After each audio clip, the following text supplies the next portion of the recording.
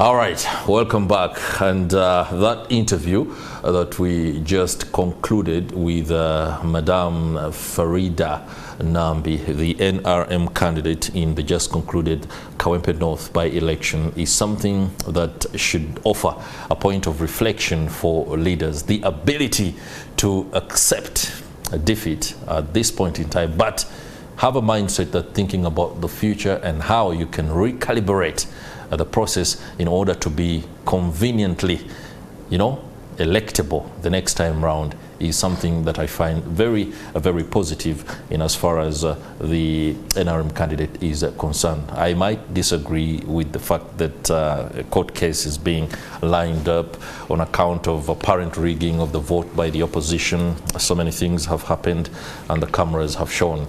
We were wondering what kind of evidence will work, or rather in favor of the NRM. But as media reportage is our role. Allow me turn your attention to extending access to household renewable energy, modern clean energy solutions. I have a very interesting guest with us this morning. I'll be introducing him very shortly, but in our preamble, driven by the global energy crisis and policy momentum, renewable power led by solar, photovoltaic and wind energy has grown dramatically across the globe. In 2020, modern renewables accounted for 12.6% of total final energy consumption, and the total final energy demand grew by 19% between 2009 and 2019. With us in studio is Douglas Gavala, the Managing Director, D-Light Uganda Limited. He's here to talk to us about modern energy solutions. Clean, that is. Most welcome to the program, Mr. Gavala. Thank you. How are you doing? Very well, thank you. Great. First, before we delve into what clean, modern energy and solutions that they are, tell me about D-Light Uganda Limited. Yeah, thank you so much. Thank you for inviting me back to the studio. I think I've been here a few years ago. Yeah, sure. We're talking about renewable energy, and I'm happy to come back with good news. Sure. The scale-up that is happening. So D-Light is about providing sustainable products to the environment, to our population, so that you can enjoy the good thing that God has given us onto earth. Yeah. Okay. All right. So when it comes to modern clean energy solutions, I've just talked about the fact that demand has grown by 19% over a space of a decade. Yeah. I'm sure the projections do look positive going forward. But in terms of provision of pinpoint solutions that meet the need of the people, how is the landscape like right now? Yeah, so thanks so much. So the landscape is quite big in terms of the needs. D-Light has been focusing on mainly on household products. Yeah.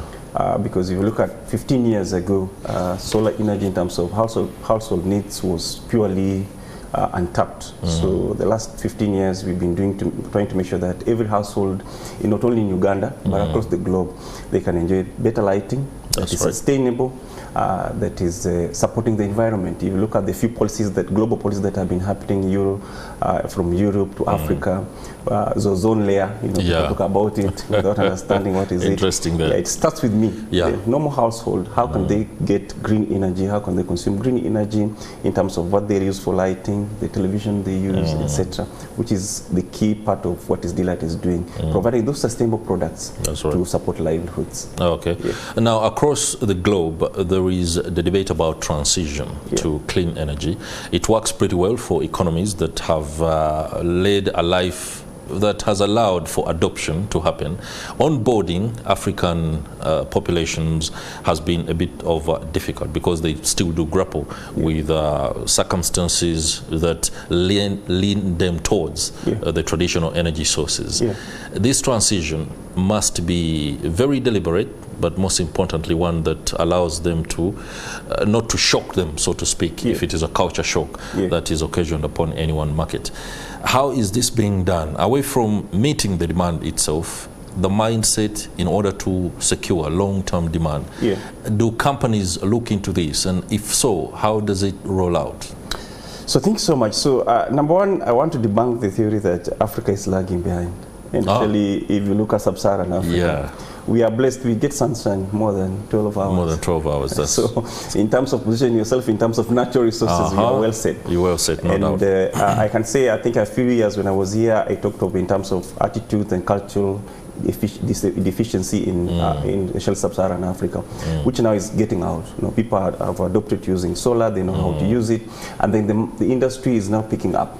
So what is happening, we have had huge support from even the government when it comes to UECC, Uganda Energy Capitalization, which is supporting all the solar companies to drive rural penetration. Because that's where the mass is. That's where you've realized there's, they need that lighting, they need that solar product. And this has really changed the last 5 years, honestly speaking. We've seen proper usage of these products. We've seen after-sales infrastructure building across, actually like for Delight, we have almost 11 service centers across the country. We've seen this industry create employment. As we speak, we are employed more than 5,000 youth across the country to support us into penetrating. We are looking forward to hit 1 billion lives in 2030.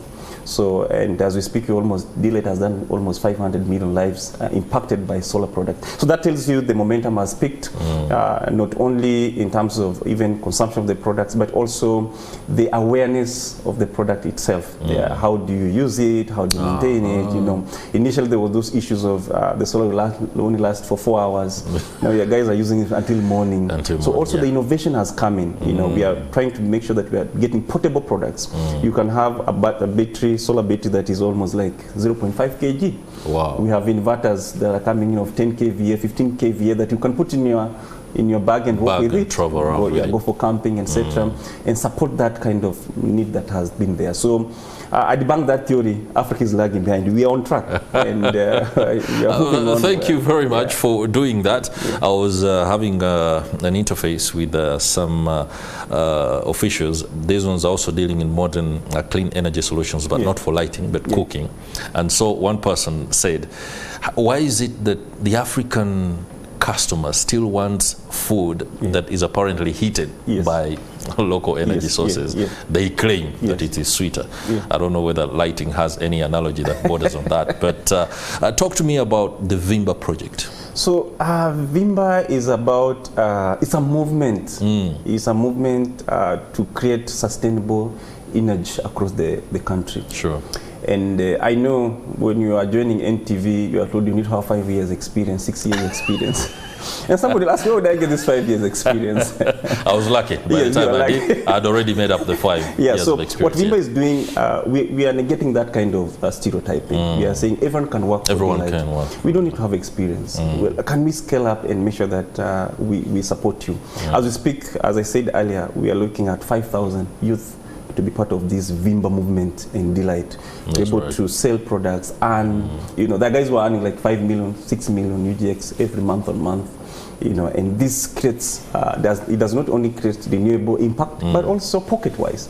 There are families' livelihood who are dependent on this. I hope you don't misrepresent this, because if you say people out there earning 5 million a month through this, you could even have a whole lot of people streaming away from NTV, running to Vimba. Exactly. And that's what we are saying. We are getting that thing of experience and all those, and we are saying you can be a Vimba sales energy promoter for Delight. It doesn't matter. There you are. Interesting there. Okay, now talking about, I saw a word, photovoltaic. These are words that I stumble into. Listening to experts like you. And I'm wondering, I wish I had done more chemistry and physics. So thank you so much. It's not really, it's just a word anyway. It's just photovoltaic. It's just rays, sun rays. As simple as that.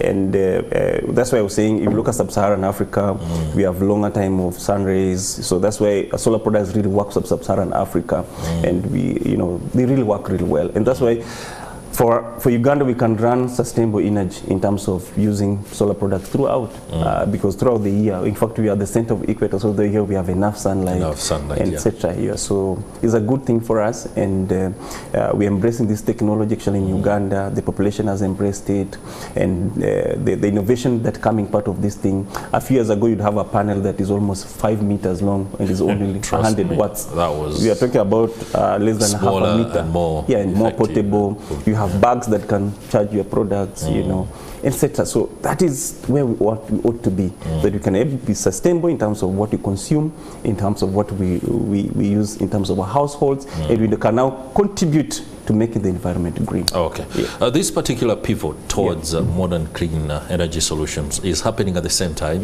when government appears to be hell-bent on ensuring that there is more traditional energy sources on the market. That creates competition. I want to believe it's healthy competition. But where is the chance, or how is collaboration happening to ensure that initiatives that are being undertaken by companies like Delight Uganda Limited fall very well within the focus and the frame that government has in rolling out better services, especially within the energy sector for the country?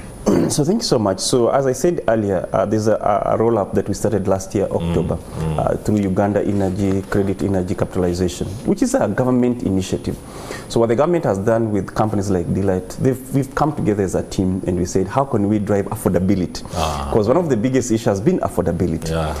And we've subsidized actually all our solar products across the country, where people are paying like 700 shillings a day to access a product that is, it can light 3 rooms or 4 rooms. And this purely driven by government and private relationship, and you know, to be able to meet the goals of a country in terms of providing energy to all its population. So again, the government has been very proactive through different initiatives. We've had initiatives even at the landing sites, at the refugee camps, to make sure that we have lighting in this perspective, where perhaps the on-grid has not really penetrated deeply. So again, the government has been forefront in terms of supporting these initiatives to make sure that we have renewable energy being spread across the Mr. country. Gavala, you talked earlier about the fact that you are dealing directly or employing, so to speak, in a way or so, about 5,000 people. This is a massive sales force. Right now, your customers, partners, and that sales force need a message. What is it? Thank you. The message is, one of the things that I tell my customers is that we are impacting the community, we are impacting the environment. So whatever, when you sell Delight product, you are impacting a life. And that's one of the message, because remember, if me and you, we can accept and adopt the new renewable energy, we are saving our climate, we are saving our country in terms of more issues. Like you've seen the way the climate has changed the few 5 years. You know, it rains, it is hot, etc. We actually have no knowledge of exactly what's going to happen tomorrow. And these are the things that were being shared 10, 15 years ago. So we are not too late. We are there. We are picking up. And if all the households in Uganda, 12 million households in Uganda, can able to adopt the renewable energy, and then which means we are contributing to the environment and making it better for our generations to come. How entrenched are you in Butaleja district? We are everywhere. We are everywhere. Interesting. Thank you very much, Mr. Douglas Gavala, Managing Director at Delight Uganda Limited. And no doubt there is a lot that we expect, especially in terms of extending access to household renewable energy for Ugandans. That's it for this Tech Note. I hope it has emboldened your knowledge of how exactly you can be part of what is no doubt a major transition from traditional to modern clean energy solutions. Stay with us.